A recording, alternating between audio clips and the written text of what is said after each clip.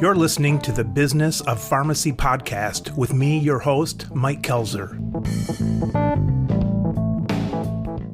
Lisa, for those who haven't come across you online, introduce yourself and tell our listeners what we're talking about today. I'm Dr. Lisa Faast, founder of DiversifyRx and the Pharmacy Profit Summit. And what I love to talk about is profitability of independent pharmacies, because I do think that every pharmacy can be profitable. So I'd love to dive into all the different aspects of that. Lisa, I think pharmacists are afraid to make a profit. I think they're not used to it and they've been beaten down, and almost like profit's kind of a dirty word to them, which of course it's not, but I think people feel that way. One of my favorite sayings that I tell pharmacy owners, and I preach from my soapbox, is profit is not a 4-letter word, because you're absolutely right. Many pharmacy owners feel icky making a profit or even talking about making a profit, that you somehow must be doing something wrong if you're making a profit. Now, certainly just like in anything in life, there's a right way and a wrong way to do things, but I firmly believe that there are so much more opportunities right now in pharmacy than ever before to go out, make a profit, and really take care of your patients all at the same time. They're certainly not mutually exclusive. I actually think they're very much mutually inclusive. You should be doing both. But yes, you must make a profit in your pharmacy if you're going to stick around for years to come and maybe even create a generational pharmacy that's going to pass on to your kids and your grandkids. You have to make a profit in order to stay afloat, stay in business, so that you can be there to serve your community. Generational. That's sad for me. I got a number of kids and I don't think any of them have really latched onto pharmacy, but I tell them, I say, if you want to go into pharmacy because of the science, go into it, but don't go into it depending on this business and this building to be here. And that's sad for me. Not real sad, because I don't know if any of them would anyways, but it's just sad that that idea is not there. That it's not even an option. I know. Right. I get the tingles too, because when I first opened my first pharmacy, I had envisioned it being around for hundreds of years. Like, I don't think any of us open a pharmacy to like say, hey, I want to quit in 5 years. And so it is kind of sad, because that those types of community pharmacies are really the staple in so many cities, in so many areas. I know so many of us think of the hop and urban areas with all the chain pharmacies, but frankly, there's far more tiny little towns out there with pharmacies that have been around for 100+ years. And that doesn't happen unless they actually can thrive. Like, everybody has to make a living. We all have to put food on the table. And so I'm going to say it again. I think there's more ways now than ever before, but you can't do pharmacy like you've always done it. Like, the old way of pharmacy is gone, and we all need to mourn and say some words for that. But you kind of have to look at it completely different going forward. As far as pharmacies, I think there's more independence than chains in the U.S. Is that right? Yeah, I think I've heard that exact thing too, because if you look at some of the numbers from some of the chains, they have 4,000, they have 5,000, they have 8,000, they have these really big numbers, but if you total up all of the independents, it's actually a bigger number than all of those major chains combined. And so we really are the backbone of healthcare. And I think that that's really where I see the opportunity, is that, a lot of people talk about pharmacies as health destination places. Well, most of us aren't offering those services. I mean, let's be honest, most of us aren't that healthcare destination. We are a dispensing destination. And that is really what limits a lot of us in our profitability in our pharmacies. On your LinkedIn, you may not even know this, but one of the people that you follow on there is Mark Cuban.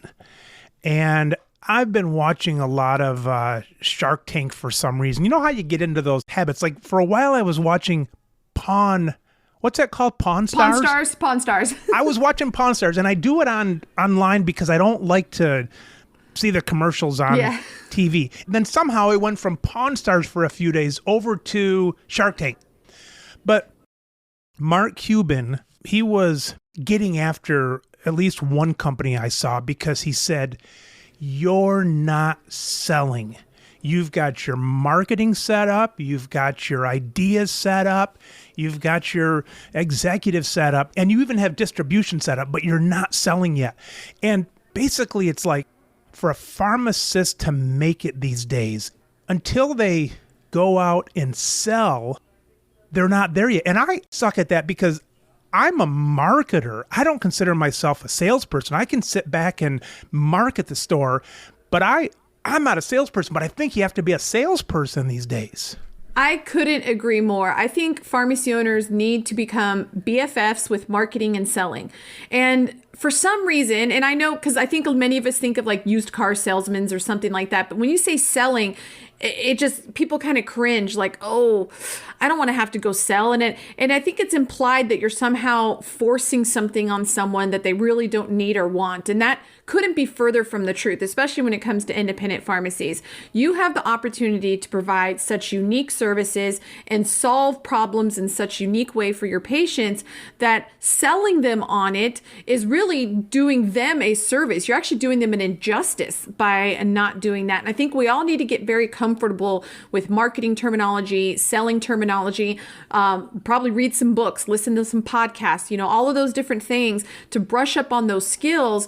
And it's okay if you as the pharmacist and the pharmacy owner don't have those skills. I often say pharmacists are the worst marketers and sellers out there because the attitude and kind of the personality you need to succeed at those don't tend to lend to the type of people that go into pharmacy. So it's okay. So now you need to go out and hire those people, and then you need to know how to manage them and pay them and all those other kinds of things. So it certainly brings in additional things that you need to be concerned about. But absolutely, if you could have all the profitable strategies in the world, and yet if you don't implement them, if you don't tell people about them, and you don't get them to actually buy, then it doesn't really matter.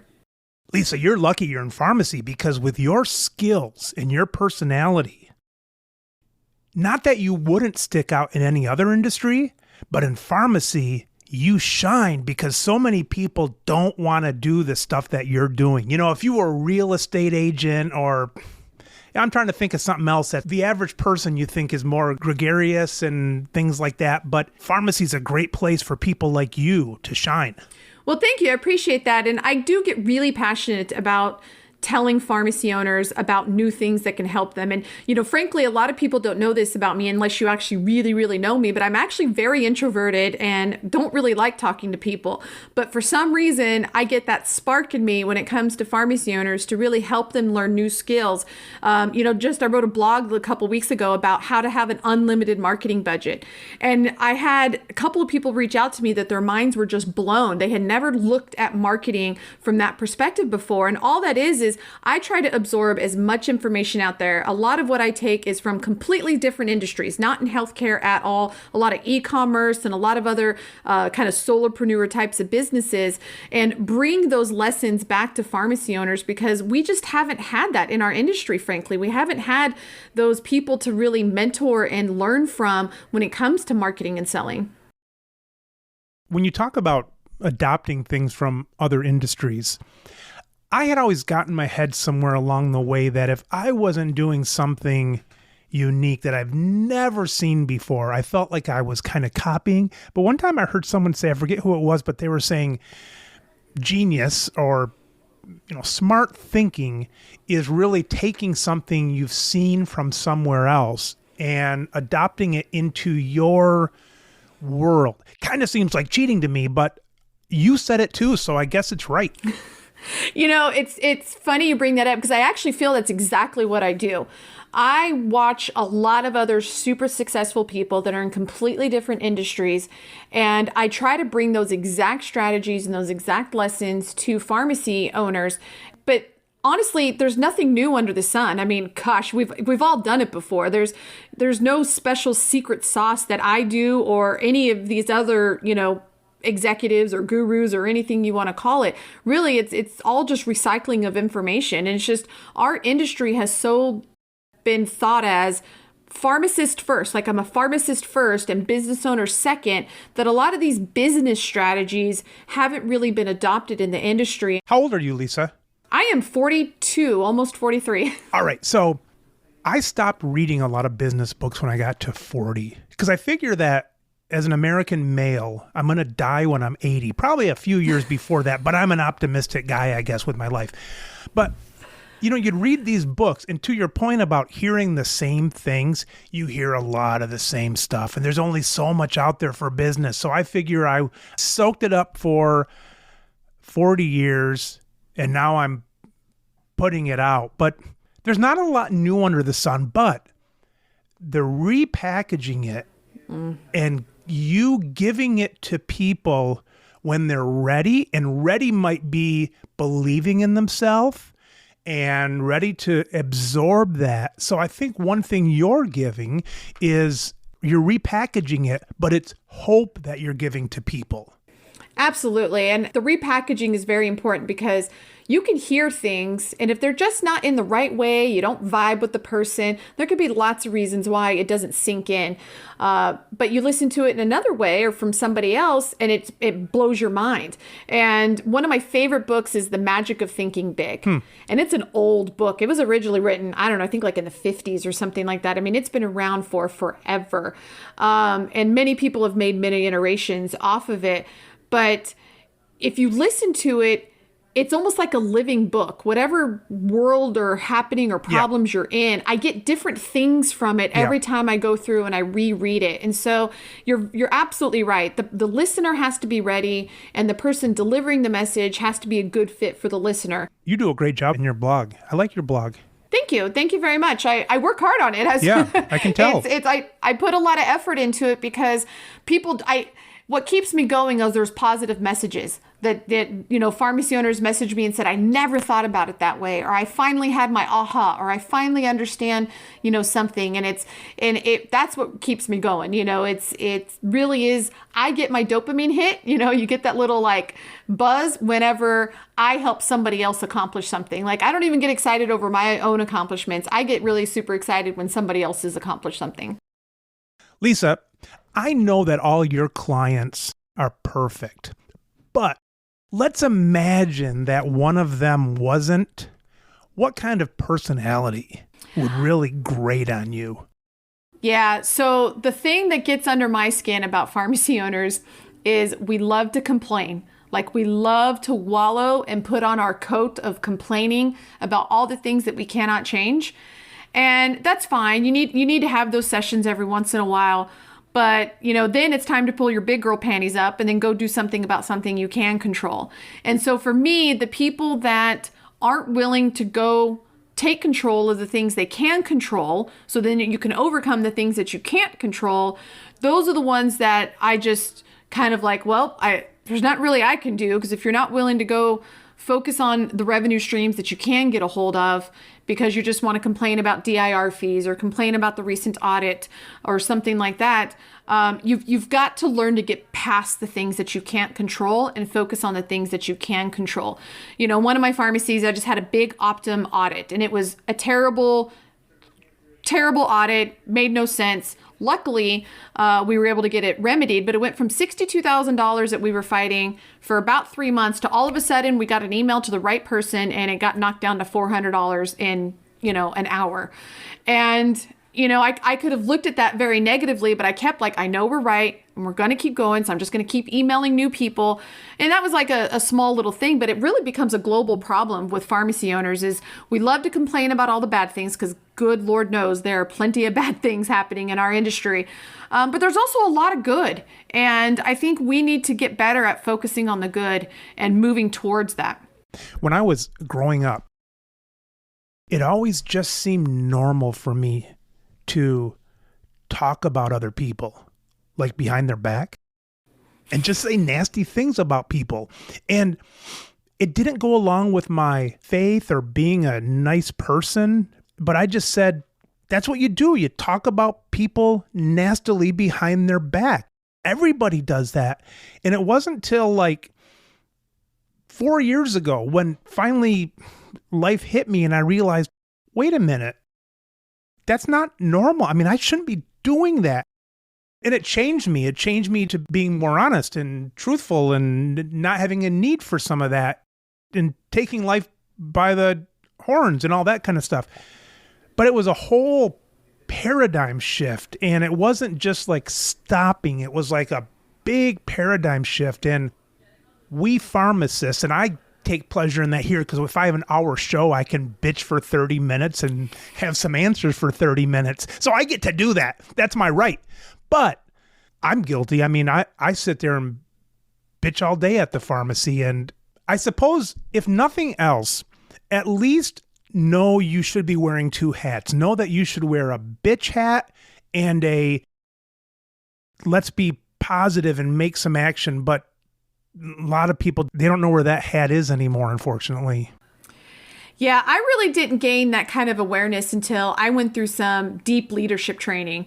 Cannot recommend Kelly Babcock and Terry Norvell anymore. I'm probably one of their biggest fans. But going through their leadership training and really understanding that almost that neuroscience of kind of how you think, I had some big aha moments there. And I've become a much more positive person in that sense, where you said, like, you put on your hats, and it's okay to have those grumbling sessions. We all need to vent. You all need to get rid of that energy, but you've got to follow that up with action towards creating a better life, creating a better pharmacy, creating a better staff.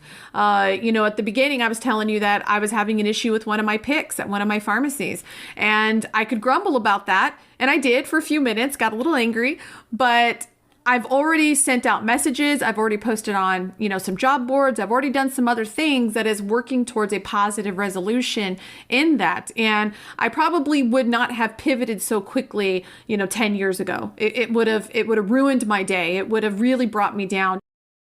When you signed up for that leadership, did you know what your downfalls were? Did you know your negative things, or did you go in and say, oh, I didn't realize I was negative and here's what I can do with it? Like, I know that I'm crazy sometimes and I'm negative and I'm mean and I'm lazy and all the things I can do. It's like, yeah, I'll sign up so I can learn the difference. But did you know going in that was a downfall of you, like a negative slant? I certainly didn't have the same awareness. I might have had some assumptions about some things because I'm a pretty straightforward person, probably a little too aggressive sometimes.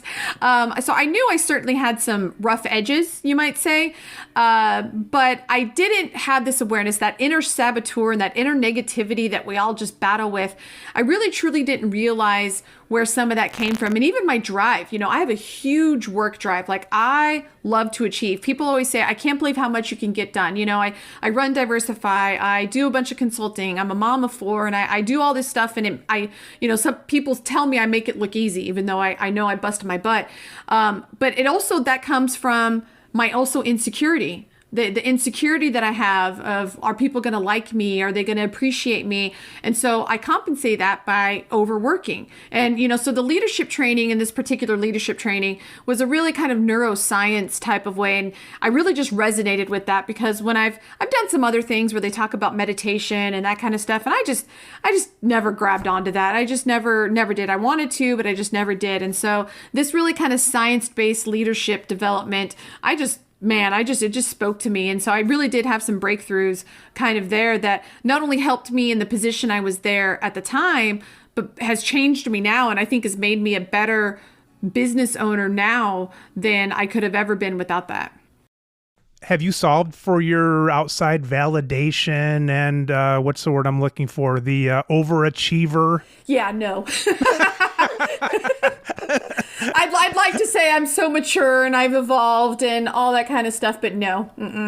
That's where I get my dopamine. Like I just understand that about myself now, which just helps me just to be aware, I think. But yeah, I'm 42 years old. I'm not changing. You're not going to change now. Well, and it keeps you right on the line between, I don't know, outside approval and your own approval and so on. It's right that kind of cool line, the yin yang of how you operate. Yeah, because I could put out good material and not try very hard, but then I would know that I didn't try very hard. So you're absolutely right. It's that internal approval, external approval. There's definitely both levers in there for sure. That's funny about us, how like you'll paint a room and you'll know there's a thing behind the desk, no one's going to see it, but you just don't feel complete about it though. And there's a lot of things like that. You've got the saying of good enough, or you don't have to be perfect kind of thing, but it's hard to do sometimes. You just don't feel right. Yeah. One lesson that I have learned. So I am a recovering perfectionist. When I was 8 years old, I had stress ulcers because I was worried about being perfect at 8. Like, it's in me. It's just in my DNA. However, I have gotten much better about done is better than perfect. and really understanding the difference of priority. And this is where I think pharmacy owners could really use as a whole bunch of help in this area, is that not everything has to be perfect. When you're filling prescriptions, you want to be perfect. When you're doing marketing, you don't need to be perfect. Like, it really is okay for trial and error. And that's when we talked about hats earlier. When you have your pharmacist bench hat on, you strive for perfection. All of that learning from school and everything and errors and all of that comes into play, and you should be striving for perfection. However, when you take your pharmacist hat off and you put on your pharmacy owner hat, you cannot bring that bias and that thinking into pharmacy ownership, because you will never grow. In business, you grow by doing. And when you do, sometimes you fail and sometimes you succeed. And if you're so afraid of failing that you never do, then your business never grows, you become stagnant, and eventually you'll fade away. You'll either fade away slowly and sell your pharmacy and, maybe go to work for somewhere else, or you'll fade away in a glory of flames and, have a ton of debt, in front of you. And so you really do have to learn sometimes that done is better than perfect, and you have to understand how to differentiate those things. Because if I obsessed over every blog or every email that I send out for a level of perfection that is really in my DNA, I would never send one out. I would always find a better word. I would always find a punctuation or something like that that is wrong. And so we really do need to just separate out those tasks. We cannot perform at that super high level in every area of our being. And we have to have some grace for ourselves. I think that's something that has come with age, is forgiving myself on the littler things. Perfect actually example. So a couple weeks ago, I sent out an email. It was actually on my how to have an unlimited marketing budget. And I had budget misspelled. I had swapped the D and G. I never noticed. Somebody emailed me and was like, hey, in circle, because I think the week before I had talked about being a perfectionist. And so I said, I'm much better at that. Had it been 5 years ago, or longer, that would have ruined my day. I mean, ruined my day. I would have been upset. I would not have been able to do anything else. I probably would have been a terrible mom when my kids came home, a terrible wife to my husband. It literally would have ruined my day, and I would have ruminated about it, of all the other things that I probably did wrong too. And instead, at least where I'm at now, is I laughed about it. And we had some little banter going back and forth in our emails, and I forgot about it, and I got over it, and life went on.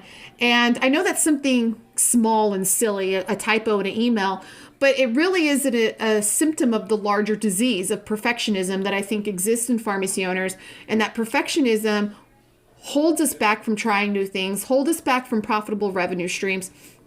So many pharmacy owners have missed out on COVID testing and COVID vaccines and a lot of revenue generated around COVID because they were afraid of not reporting something right or not doing something right. And so they just let that money walk on by. And I feel very sad that that's what holds a lot of pharmacy owners back.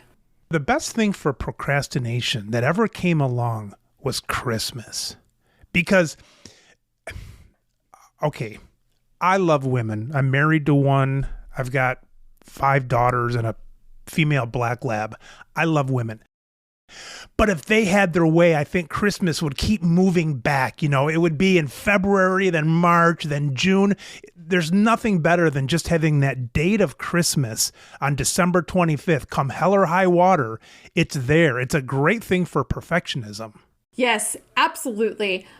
Give yourself a deadline is the best way. Like, I have to have my newsletter out every Friday. So whether I like it or not, that thing's got to go. And so having some of those things. And so when you're looking at your to-do list, I mean, we're sitting here early in 2022, still plenty of time to plan for an awesome 22, but don't just have a goal and let it hang out there, because you're never going to attack it. You're never going to be done with it.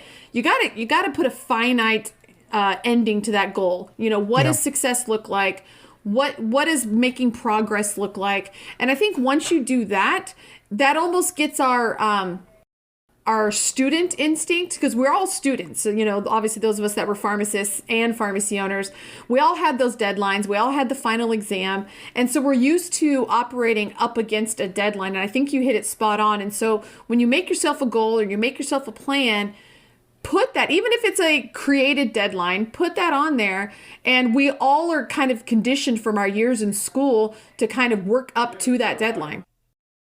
You mentioned a bit ago, you said you do some consulting and then you do the DiversifyRx. Now, in my mind, from what I've seen online, I kind of think, hey, that is kind of consulting because you're not necessarily selling, stuff out of your trunk as far as merchandise. So tell me about that. Where's the divide? How do you see those differently from being consulting one and then the DiversifyRx? The reason I clarified it that way is I do some consulting for companies, for corporations, not necessarily in pharma.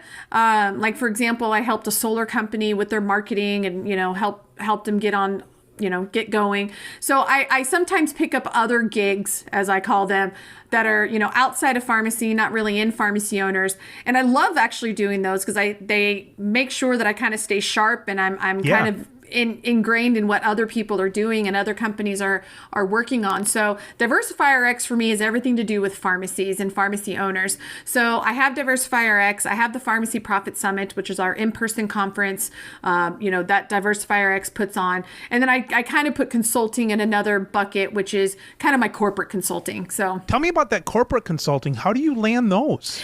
People just reach out to me. It's kind of weird. I think it's that LinkedIn profile that people just see me and then I know a lot of people, even in this industry, I've been referred to people outside of this industry from how I've helped pharmacies. So there's a ton of companies in this industry that I have, quote unquote, probably you could say consulted for. I don't charge for a lot of the things that I've done in the past for maybe there was conflict of interest or something like that. But I love helping. So I've helped a ton of companies. And, when somebody else is having a similar problem, my name gets circulated. And so it's very organic, very by referral. And I think that's actually a lot of marketing that pharmacy owners don't take advantage of, because when you start to put content out there and you start to put value out there, people gain trust in you before they even know you. And so a lot of times people will hear my name, they'll go to my profile, they'll go to my social media pages, they'll go to websites. I do a ton of video. It's like people know me before they even get on the phone with me. And your comment there, you were saying that pharmacists don't do that enough just to let people know them before they want to serve them. Yeah, absolutely. And you have so much knowledge. I tell pharmacists, just go on Facebook Live. Are you pointing to me or do you mean in general? Because I'm going to have to argue if you say I do. No, I guarantee you there's something that you could talk to patients about and teach them. I guarantee there is. But no, I'm talking about the global we or the global you. Because we all have value, whether it's a supplement. I mean, even if it's just your ABCD supplements, could you go on Facebook Live twice a week and talk about why somebody might need a vitamin A or why somebody might need a vitamin C? Absolutely, you could. And then guess what? People are going to come in. They're going to talk to you about those supplements. They're probably going to buy those supplements. They're going to ask you about other supplements. And next thing you know, you're a supplement expert, quote unquote, because we as pharmacists don't see ourselves as experts because our level of expert is so high. And I like to tell pharmacy owners, you're the expert in the conversation when you know somebody, when you know more than the person you're talking to. Yeah, we put expert way up there. Yeah. We put them up there as like the author of the best book we read on something. Exactly. It's like, no, you just have to know more than the next person. Yep, exactly. And so we as pharmacists, have a global amount of information that could really help our patient. I mean, how many of us could help patients lose weight if that's what we really wanted to do? We absolutely know that information. And what's really cool is we know the prescriptions and we know what their other prescriptions are causing. And maybe their other prescriptions are actually causing their weight gain. Like, it becomes this really awesome snowball effect when you just start talking to your community and start talking about the things that are passionate to you about that organic marketing really starts to paint you as the expert. If you were to put adjectives into DiversifyRx, is it hope? Is it confidence? What else is there, those adjectives that you're really selling to people more than just, let's say, knowledge? Yeah, that's a really good question. I mean, I think fundamentally, DiversifyRx is a very ambitious company because I'm a very ambitious person. I mean, I really do mean our mission is to save every independent pharmacy. If you want to stay open, I want to give you the strategy and tools that you need to. I think DiversifyRx is discerning. And that's something that I have developed over many years. I've made probably every mistake you can make in pharmacy. I've made all the big ones. Gotcha. So you're giving confidence in that discernment you already went through. Yes. And the thing is that my past lives and my current life give me access to a lot of companies. And a lot of pharmacy owners. So I hear feedback on companies. I kind of am able to peek behind the curtains and see what companies are doing. I have learned how to spot the good from the bad, so to speak. And I think that's a big fear that many pharmacy owners have is, man, I just talked to this sales guy and he just told me all this great stuff. But are they really going to be able to do it? Or are they just going to take my money like the last guy did? Mm-hmm. And so I think discernment is a really big part of, I think, of the service that we provide, is that I sift through all of that stuff, sift through the strategies. I don't pick the best for you and you individually or you as any pharmacy owner. I feel like really I was put on this earth to create a buffet of strategies, a buffet of companies that are all kind of vetted and kind of get my stamp of approval, because what's going to fit your pharmacy, Mike, is completely different than what might fit my pharmacy. And I have 3 pharmacies, and I can tell you that the strategies are different in them. We don't run them all the same because they have different demographics, they have different staff, and there's different circumstances.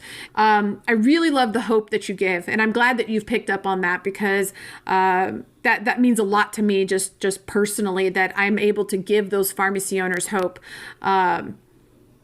And I think the other one is hopefully a little bit of brazenness, boldness might be. More than even confidence, more like, let's go get them kind of stuff. Yes, exactly. So there's a reason I use the term Pharmacy Badass, and my digital membership is called Pharmacy Badass University. Is I think when you wear that title, you immediately get an emotion, you get a feeling, you get almost a visual picture of a badass. And to me, an average pharmacy owner is not going to last long in this day and age anymore. You can't be average and win. It's just not possible. And you need to become something more. And that something more really truly is a pharmacy badass, somebody who you are going to go after your goals. You're not going to let anybody stop you. You're not going to let anybody derail you. And you are on a mission that you are going to accomplish. And to me, that boldness, hopefully I'm imparting into pharmacy owners that gravitate towards that. So I think that's a good rounding, a hope, discernment, and boldness. If I could give that gift to every pharmacy owner out there, that would be a pretty good world. How important is your ownership, either externally or internally, to you right now? Like, let's say I said, Lisa, here's a ton of money, I'm buying those 3 pharmacies out. Would that not make you as strong of a leader of DiversifyRx for people seeing you no longer own a pharmacy? Or might it also not let you perform as well because you don't feel like you're in the trenches? So how important is that ownership still? You know, were you in my brain earlier this week? Because I was actually just having that conversation. Because in the past, it would have meant a lot, like that label. That label as pharmacy owner was just very important for my personal identity. When there was a time in my life when I didn't own a pharmacy, I felt a little lost, and it was just very awkward not having that label.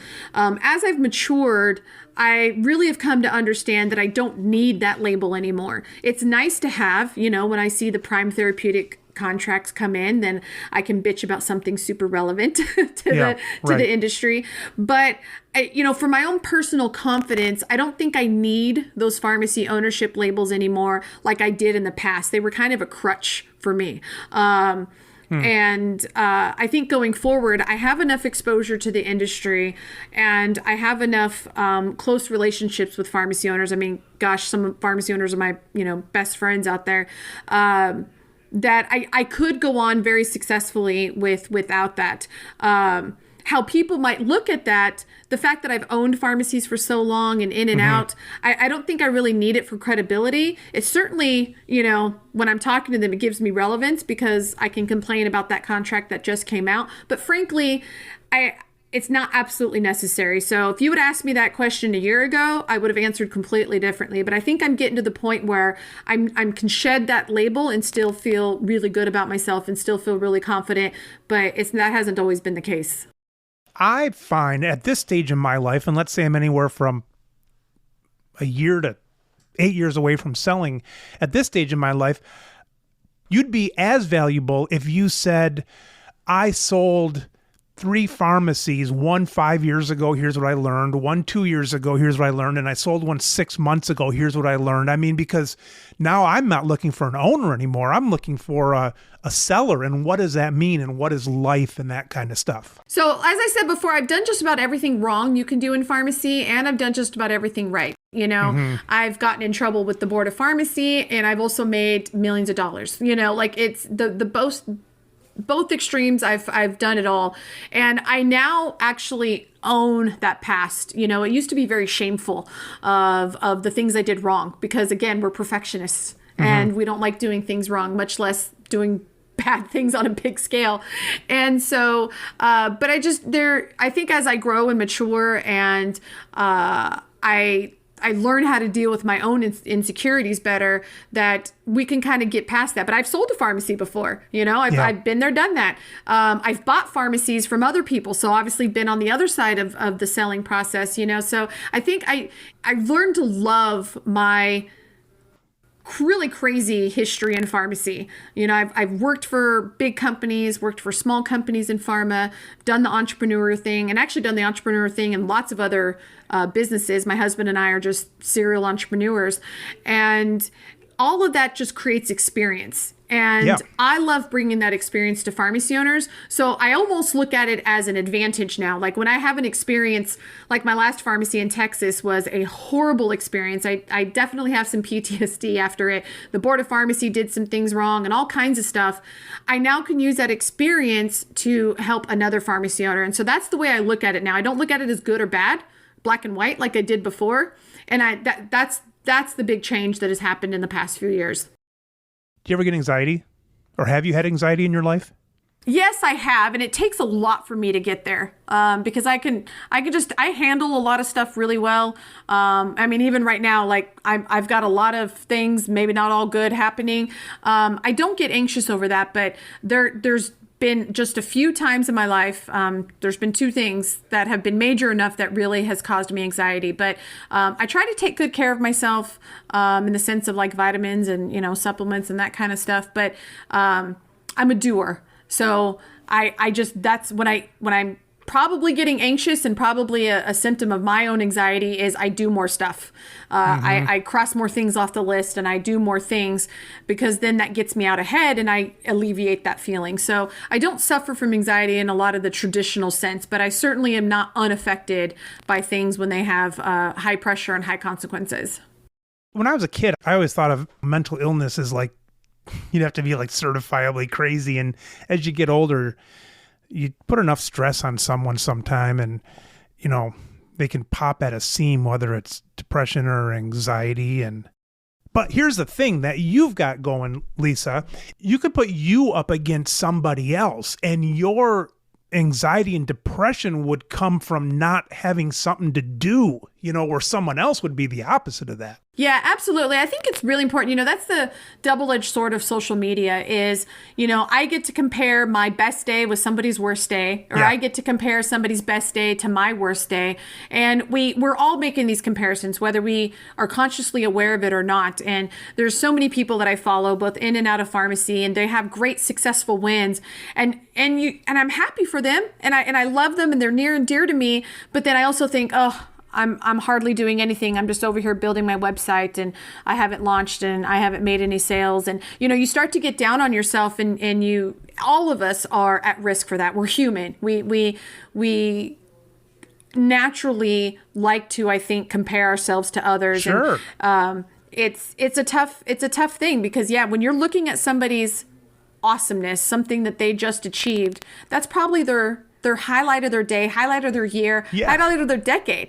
And yet you don't know what they went through to get there. You don't know how many nights they cried themselves to sleep, or how many times they went bankrupt, or, you don't know all of the pain. And so that's where social media gets a little funky, is that you don't see the behind the scenes. No. And yet for our own life, we do. And so you're always comparing, oh, they did that so easy. They didn't have to do any of that. And here I am working. And so that's where that comparison, I think pharmacy owners definitely fall into that too. When they look at somebody's success, For sure. They opened another store, they bought another store. Life just comes easy to them. And they compare it against, I can't even keep a pharmacist on staff, and you're comparing the best to the worst. And it takes a toll. I have 4 older brothers, and we all swam on the high school swim team. So I swam like 4 years after the last brother had gone through. And I was like a second and a half behind them in certain races, but I was always comparing. Nobody else was, my dad or none of them. Well, I don't even know if they knew I was on the swim team, but none of them compared. I was to myself, and it was so pleasurable. When I got out of high school, that's when triathlons had just started. So I was doing these sprint triathlons, because I was a swimmer and stuff like that. And that was so cool because, and this is a good psychological lesson. It was so cool because I was comparing myself to myself.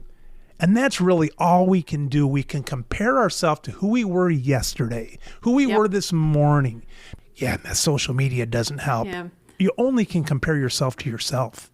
That's why I'm such a big fan of just that continuous improvement, that whole methodology of just look for 1% improvement. Just improve something somewhere by a tiny little percentage, and you do that every day. And at the end of the year, you're going to be in a whole brand new place that you couldn't have even anticipated it being in, because as long as you just focus on improving something, like just always be continuous improving. And I love that lesson. And that's what I've chosen to really grab onto, is just to be better than yesterday. And I'm a big KPI nerd. If any of you listening follow me, I love KPIs. I love pharmacy benchmarks.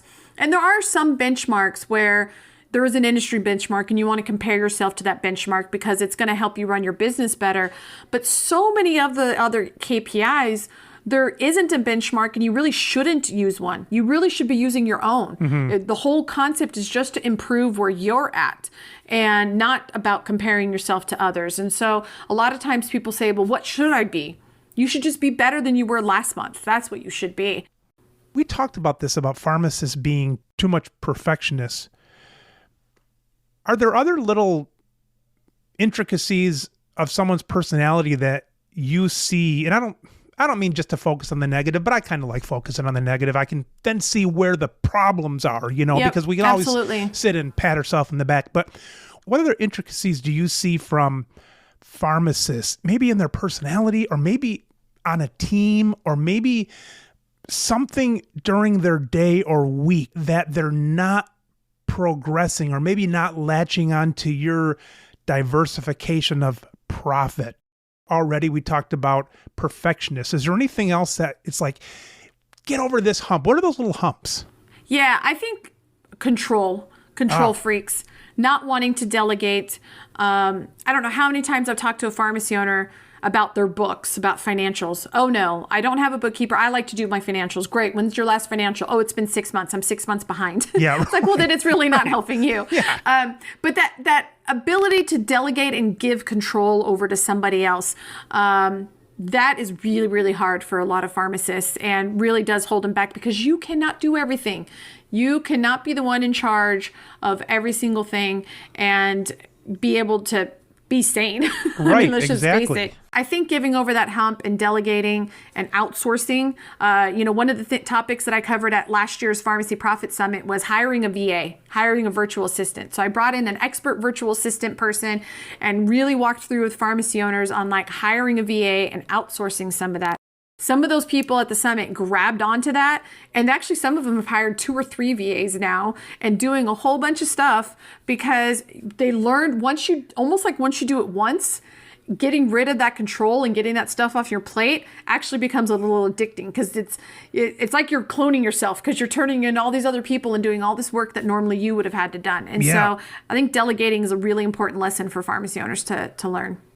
It's one thing if you like something and you realize that you like it and you say you like it, and everybody would agree that you're not the right person for it, but you gladly take it because you like it. Maybe a pharmacist just likes to Windex the back door. They get to look outside. It's relaxing to them. It's 3 minutes a day. They do something like that. But admit it. Say, I could have anybody do this. I'm not doing it for control. It's just something that's kind of relaxing to me. It's like instead of a smoke break, you get to have a Windex break, But admit it at least, and don't do it like you're a martyr for it, because someone else should be doing that. Yeah, absolutely. That's where I've really started to learn your zone of genius. Things you're really good at and things you enjoy. By golly, go do them. And even for me in my pharmacy, in my very first pharmacy that I owned, I did the bookkeeping for years. And I didn't do it because I was being cheap or I didn't want to hire somebody. I'm a nerd and I love numbers. I loved digging into them. But there actually became a time where it was like, okay, even though I love it and even though I'm good at this, there's other things that only I can be doing. So I've got to free myself up some time. And so whenever you outsource something, all you're doing is buying back your time. And then there's things that you're good at that you don't like. And then there's things that you're not good at and you don't like, it's like, those are the first things to get rid of. I have a lot of stuff in that category. Most of us do. And most of us do. And if you actually write it down, and there's some exercises you can do. Like I said, we went through this at the Pharmacy Profit Summit and everybody had a long list. And I guarantee you, Mike, you're not alone. Everybody's longest list was things that I don't like to do and I'm not really good at it. I saw your Superman thing. Was that Fiverr? No, that's actually Videos. It's a program called Videos. You did that yourself? Yeah. By your logo on there? For those listening, Fiverr is a online source. Freelance, like a freelance site. Yeah, freelance can do some of that stuff. And it started at $5 and they do stuff like that. But I was talking about a little video. And so you just add your logo to that. I'll have to look into that. Yeah, Videos. So it's VIDDYOZE, Videos. That's too much for this old guy to remember. I know. I'll email it to you. But no, it's a great little program that me and my husband have had for forever. But they have these little video snippets and you just put your logo in there and you can do some things and it comes out really awesome. But yeah, our Pharmacy Badass University promo video is what it was. You mentioned VAs, virtual assistants. What do these pharmacies, what have they had luck with the person that hired 3 of these? Yeah, so sometimes it's emails, just email management going through there. That's a lot of it. Travel is another big one. A lot of them actually outsource some of the HR duties, so like creating schedules and things like that. A lot of paperwork. So when they hire a new employee, it's like, okay, well this employee, and you create a system, you do it once. Here's what a new employee, all the paperwork that needs to do. So instead of me interacting with the new employee saying, fill out all this paperwork, and then me having to track that, I just tell the VA, I've hired a new person, and they know now exactly to go and get all the paperwork and do all of that. So it's a lot of generally admin type of stuff, obviously, because you got to be able to do it remote and whatnot. But once your brain starts going down that path, you start thinking of all the other things like, I wonder if I can have them do this. And then when I plan events, so I have a VA in my company, and when I plan events, like we're doing drinks, desserts, and drugs coming up in February next month, and I have a VA do a lot of that event planning. They contact, because they're in different cities each time, so I have them contact, I have them look up venues, and once your brain starts going, you actually start realizing how much of your day you spend doing tasks that really, frankly, someone else can do. It kind of reminds me of as a kid, when I would get a new wallet when I was 7, you got this wallet and you don't have anything to put in it. So you walk around and you put in some playing cards and some pictures of people in the Sears catalog, make it look like that's part of your family and stuff. You've got a spot finally, and now your mind opens up and does some of that stuff. Yeah, so the first time when I first hired a VA, I didn't know what the heck I was going to have him do. I thought I had an idea, and I was like, okay, here's these 2 tasks. But man, the floodgates started opening. And so now he has a continuous task. There's probably 10 to 15 long that's always there that I am just constantly handing off to him. And what's the really great thing is just like any relationship, as you start to work together more, you start to, figure each other out. So it's been amazing. Someone calls you up I don't even know the shows anymore, 2020 or 60 Minutes. Let's say 60 Minutes. You remember that? 60 Minutes, right? Uh-huh. You're old enough for that. I'm old enough to remember. Barbara Walters, even. They call you up and you're so successful and they want to do a show on you, okay? They're going to follow you around like a day in the life of Lisa or a week in the life. And let's say you really want to show off. You want to show the world that you've got it all in order, and you're in charge of this kind of stuff. What kind of things would they follow you on? Would they be going down to this drinks and drugs? And would they be with you in the morning as you're plowing through stuff? Would they be with you when you're on stage talking to people? What are the cool things that you would like the 60-minute audience to look at you and say, that's cool? Yeah, that's a really good question, because most of my day-to-day is really boring and I sit and talk on the phone and answer emails all day. But we do some really fun stuff. I think the in-person events certainly are dynamic. The Drinks, Desserts, and Drugs is a profitable networking event. I have one at each of the major trade shows. We just kind of find a place to, have an event at night, and we offer drinks, we offer desserts, and we talk about drugs and profits and all kinds of fun stuff. Those are really fun. Those are really dynamic. Certainly the Pharmacy Profit Summit, where it's a 2-day conference, a very workshop-y kind of event where you're not just going there and just listening to a boring speaker up on a podium. You're actually doing some of the work and kind of getting down in the weeds. Those are fun. That's live? Yeah, that's live. Live and in Dallas. We have it in Dallas. And that is certainly fun, because I think that's where we get lots of just organic, really humbling and opening conversations. When you have those intimate in-person conversations, you get to feel the energy of the room. But frankly, most of the time it's, I spend a lot of time on the phone, whether talking with the company. I do get to talk to a lot of really cool companies. I'm often sometimes the first person that they're showing a demo to. Hey, I've been working on this thing for 6 months. I'm finally ready to show it to somebody. I want to show it to you first and get your feedback. So I get a lot of first look stuff from some companies out there. So that's really cool and interesting. Maybe just pharma nerds, but I think so. And then I love talking to pharmacy owners in that sense of helping them solve a problem. When somebody calls up and says, hey, I need to hire a staff, but they want $20 an hour and my regular tech is only making 15. What do I do? Solving that for them is always really super fun. But that's a really good question, because when you're kind of an information specialist, I don't have any sexy products to sell for sure. But that's a really cool question, because it's the day in and day out. And I think what you have to learn as an entrepreneur, no matter what business you're learning, is you have to fall in love with the process. Yeah. And I can get excited and I can smile and I can get glowy talking about my day, because I really truly am in love with the process. Probably not many people on the outside would find it very glamorous, but I have definitely fallen in love with the process and the day in and day out work that's required in order to produce the results. Granted, love the results. I'm very results oriented, but I've also learned to love the process.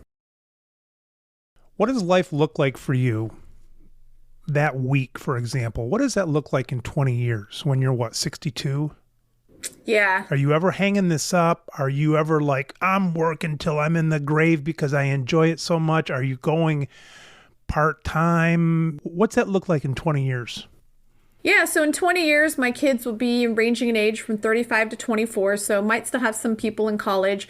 But I think for me, I will always be doing something to help pharmacy owners. Now, I think the big difference is I do believe in financial independence of, having the ability to walk away and not have to work. Mm-hmm. But I truly do enjoy my work so much that, the whole reason that DiversifyRx started is when I was looking at leaving my company that I was with for many years, I was looking at jobs outside of pharma. And the only anxiety I had about that was, oh my gosh, I'm not going to be able to help pharmacy owners. And so I really started DiversifyRx as kind of this side gig therapy that I would still be connected to pharmacy owners in some way. And so being there, and when I sold my pharmacy, I kind of semi-retired. Financially I was retired, but again, I was drawn back into helping pharmacy owners. And so I think in the future, 20 years, 30 years from now, I still see myself, I see myself like Bruce Nealon, somebody who's just has his fingers in it, likes to keep up, likes to connect people, likes to make an impact. But you're not necessarily doing it for the money. You're not doing it necessarily to put food on the table. You're really just doing it because I feel like that's what God put me on earth for. And so that's just what I'm going to be doing, is fulfilling that mission. But hopefully it's from that financial independence standpoint that I don't have to. it might be a couple hours poking around the computer a day or something like that, and being involved, absolutely. but not overworked. Yeah, absolutely. You want to control your day. Yeah. And luckily, as an entrepreneur now, I mean, I own pharmacies, but I don't work in the pharmacies. I do get to control my day. You know, I have a calendar, and I get to say no or yes, and that's pretty cool. But I think as the future goes, I will personally be looking for more flexibility, you know, as the kids grow up and maybe, you know, they're into sports, some of them now, and I got some young ones that who knows what they're going to be into as they grow older, but I want to be able to be there for them and have the financial independence that, you know, if they're playing in college, that I can travel with them, or, you know, whatever that looks like. I got one who wants to be in the Olympics one day. So, you know, of course I would want to go there and do that. So I think for me, it's about flexibility. Speaking of flexibility, when are you going to get rid of those damn pharmacies? And I know you don't staff them yourself, but compared to the flexibility with DiversifyRx, that seems like a ball and chain. They sometimes are. Let me tell you, I've considered this one in Texas. It's definitely been the problem child, and like I said, I no longer feel like I have to have that label of pharmacy ownership anymore. So if the partners, like I own all of these pharmacies with different ownership groups, and so if one of them said, hey, we'd like to buy you out or we want to sell, I wouldn't probably be opposed to that, because it's moving on to the next life, and I practice what I preach. So as I tell pharmacy owners to diversify, I diversify myself. So we invest in movies, we invest in other businesses, we, you know, want to diversify into real estate. You know, there's lots of other things that we want to do as a couple, and as a, you know, looking into our future, that it's like, okay, that time's over with, we get our money back, hopefully plus some, you know, and then you move on to the next thing. And so we're always looking at kind of like those next opportunities of what to go. And to me, that's that serial entrepreneurship. That's luckily my husband has it too. Otherwise it might cause some problems, but, we're both looking for kind of that next thing to conquer. And so I no longer feel, so yeah, if my partners called me up tomorrow, if somebody listens to this and said, hey, Lisa, we heard that you might, you know, take for a buyout. I was like, yeah, let's talk about that. I wouldn't necessarily be opposed, but they definitely take up some time, that's for sure. I've always said I would never want a partner, and maybe that's when I'm like really involved, because I wouldn't want to bump heads. But maybe in your case, that's where some partners, you know, help when you're not right there, and it takes a little bit of that stress off, I guess. Yeah, it's having partners in any business is tough, and having partners, it's not the ideal situation. I mean, even me, I've had to learn how to deal with partners, because I'm a pretty aggressive person. I'm an alpha dog. I like to run things the way that I think that they should be ran. And certainly in a partnership, you know, you can't do that. And so there's definitely some different choices that if I had 100% control on my pharmacies, we would be doing things differently. But I don't necessarily always have that control. And so, but no, you're absolutely right. I don't ever recommend partners to people because they mostly go bad. So Lisa, someone's listening to this and maybe they're pulling up to their home or something like that, or a pharmacy, and they've got a few minutes while we're still on their mind. What does a pharmacist do now, maybe in relation to you, DiversifyRx, maybe something else? What are they going to do with those few minutes to act on maybe something they heard today? To me, as a pharmacy owner, and if you want to increase your profitability, my biggest takeaway would be profitable strategies don't just fall from the sky. You actually have to be actively searching for them and looking for them. And so what I think is one of the best ways to do that, you know, I have a podcast, they're listening to this podcast. Obviously they like listening. I try to keep them short and sweet. We have some longer, more in-depth ones, but go just start listening and to get new ideas. You have to have some source. You have to have a spring to get your ideas from. And once you have ideas, you might come up with something all on your own. You might go implement something exactly as I presented it. But you as a pharmacy owner are going to be stagnant, and this year is not going to be any better than last year unless you're actively looking for those strategies and those opportunities. So I would say flip that switch, and instead of just waiting for profit to just magically come from somewhere, that you take that active approach and you seek out some new ideas and new strategies that then you might implement or might just give you another idea. But so to me, it'd be like, go follow, go subscribe on YouTube, go subscribe to the podcast, do something, whether it's me or someone else. I have no ego in this at all, but actively put something in place, and it has to be a system, because if you're just going to rely on memory, it's not going to happen. And that's why subscribing or something like that, to where you get new information into your brain on a regular basis, because that's going to keep you fresh, and that's going to keep you ready and able to pounce on that next opportunity that is a good fit for you. Well, Lisa, golly, great having you on the show. Nice to meet you finally. I know. Thank you so much for having me. I am glad that we haven't officially met, and it's great because you do such great things. I love listening to your shows, and you have such a wide variety that it's one of those things. You got to put that information in your brain, and so I love hearing from other people. So I'm very honored that you invited me. Thank you. I got a listener. Sometimes I think it's just my dog and I are my two fans of the show. I know exactly what that feeling is like, because sometimes you publish something and it's crickets, and you're like, did anybody see that?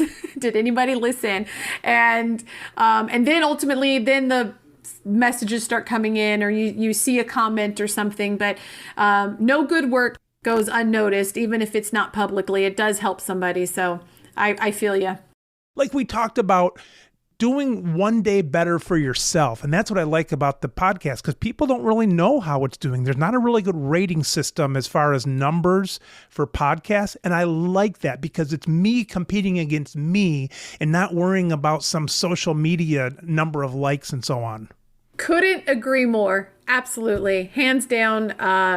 You've got to do something. And I would say also for you, it's probably a good outlet. Like it's a good way to, interact with people that you maybe would have never interacted with. I mean, you've had some amazing interviews, and it's like, what typical pharmacy owner is going to go out of the way to talk to this person, even though it's highly interesting? Yeah. And so it probably keeps your busy brain, kind of gives its dopamine hits of like learning new things and stuff as well.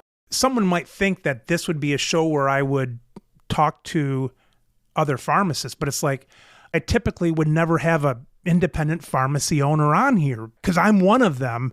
It's like, I don't want to talk to someone like me. I've got to talk to people as much as I would like to be in the car with them and driving up north for a couple hours. And it's like, I don't really want to do that with another pharmacist. I'm afraid I would just sit there and bitch too much with them. Well, that's what happens. That's what ends up happening. Well, Lisa, thanks for everything you're doing. You're doing some important work. Thank you for that. I appreciate it. Take care, Lisa. Thank you.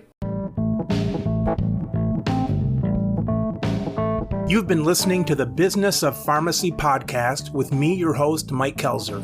Please subscribe for all future episodes.